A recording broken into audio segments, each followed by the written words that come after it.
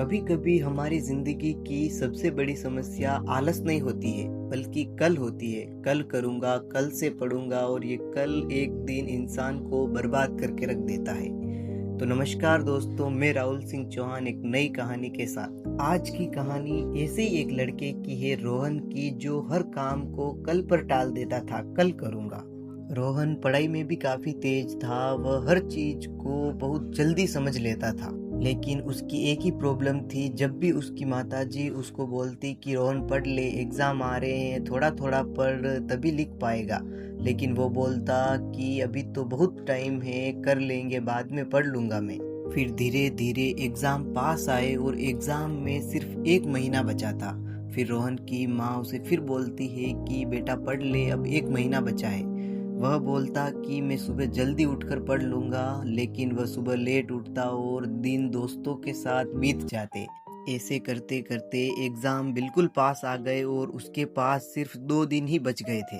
अब एग्जाम की टेंशन से उसकी धड़कनें तेज होने लगी थी। अब उसने सोचा कि रात भर पढ़कर पूरा सिलेबस कंप्लीट कर लूंगा, लेकिन सिलेबस इतना ज़्यादा था कि वह थोड़ा बहुत ही कवर कर पाया था। अब अगले दिन सुबह हुई और उसके पास सिर्फ 1 दिन ही रह गया। उसकी धड़कनें तेज होने लगी। उसने सोचा कि आज कंप्लीट कर लूंगा, लेकिन रात को जब वह पढ़ने बैठा तो लाइट चली गई। फिर वह दिए की रोशनी में रात में थोड़ा बहुत पढ़ा और नींद ने उसे घेर लिया और वह सोचने लगा कि सुबह जल्दी उठकर जरूरी प्रश्न पढ़ लूंगा। फिर अगले दिन सुबह हुई और जब वह एग्जाम हॉल में पहुंचा तो पेपर देखकर उसकी धड़कनें तेज हो गई। उसके दोस्तों को तेजी से लिखते हुए वह और भी घबराने लगा। फिर जब परिणाम आया परीक्षा का तो रोहन फेल हो गया था। फिर जब रोहन अपना रिजल्ट अपने घर पर लेके जाता है, माता पिता को दिखाता है, तो उसकी आंखें शर्म से नम हो जाती है। फिर रोहन निराश होकर अपने दादाजी के पास जाता है।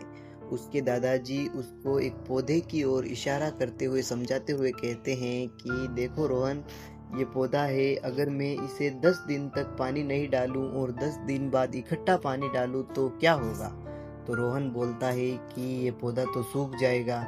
तो उसके दादाजी बोलते हैं कि तुम भी कल कल करके अपना सारा समय बर्बाद कर दिए थे। तुमने भी ये सोचा होता कि आज अगर थोड़ा पढ़ूंगा, थोड़ा थोड़ा करके, तो मेरा पूरा सिलेबस कंप्लीट हो जाएगा और मेरा रिजल्ट भी अच्छा आएगा। तो रोहन ने उसके बाद दादाजी की बात सुनकर अपने कमरे में जाकर एक पोस्टर लगाया और उस पर लिखा था कि कल कभी नहीं आता।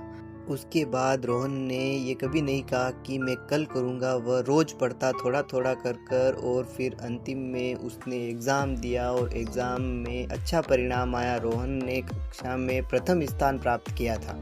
तो दोस्तों, आप भी थोड़ी थोड़ी मेहनत करिए, अपने आज को सुधारिए, कल अपने आप सुधर जाएगा।